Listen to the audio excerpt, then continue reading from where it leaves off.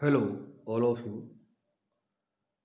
Today we discuss Section 13 of the Transfer of Property Act 1882.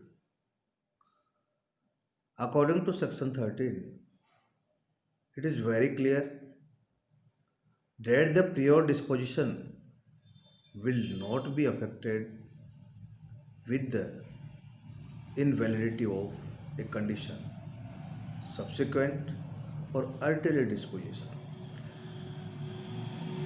The Section 13 of this Act, if you want to clear, we have to analysis of these illustrations.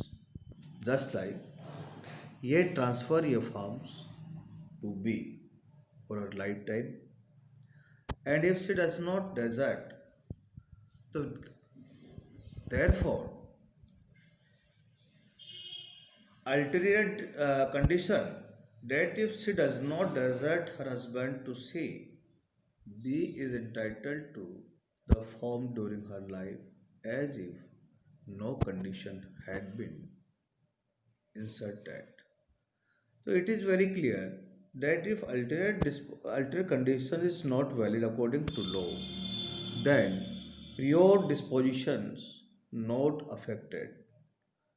It is very clear if ulterior a subsequent condition is not valid according to law, it means invalid condition has been imposed by the transferor on the transfer of property.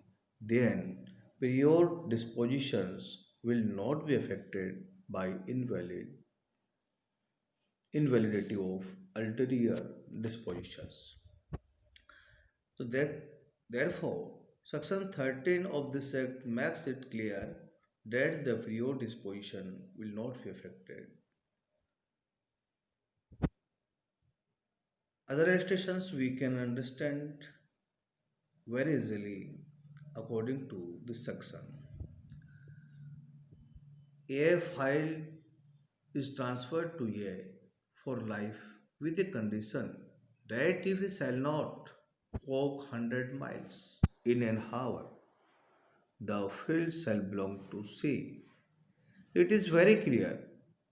Commonly, a man, a general man, any person, easily cannot walk 100 miles in an hour. Therefore, pure disposition of the property is valid and ulterior condition related to walk 100 miles in an hour is void. Therefore, prior disposition not affected by the ulterior conditions. So it is very clear the condition is void and A will retain the field if no condition had been imposed.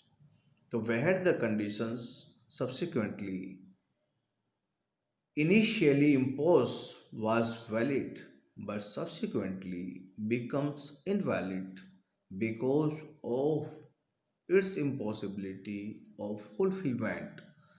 So therefore, the ulterior dispositions will not ineffective, but pure dispositions will be absolute. So it is very clear where subsequently conditions is not valid according to law, then such conditions will not affect prior disposition. Whether ulterior dispositions will not be take effect due to invalidity of ulterior dispositions. According to section 13, if you want to analyze more these sections, we have to see these illustrations. A field is transferred to B with a condition superadded that if he does not within 3 months from the date of transfer set fire to as Khalian field shall belong to C. The alternate transfer to C is when invalid but transfer in favor of B, which is B prior to C, is not affected. So therefore, it is very clear according to Transfer of Property Act.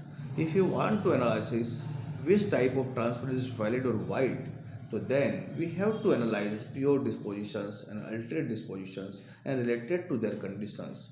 If pure disposition is valid but alternate disposition due to imposes conditions uh, invalid, to alternate dispositions on invalid conditions, so therefore pure conditions will not be affected by the ulterior dispositions. Thank you.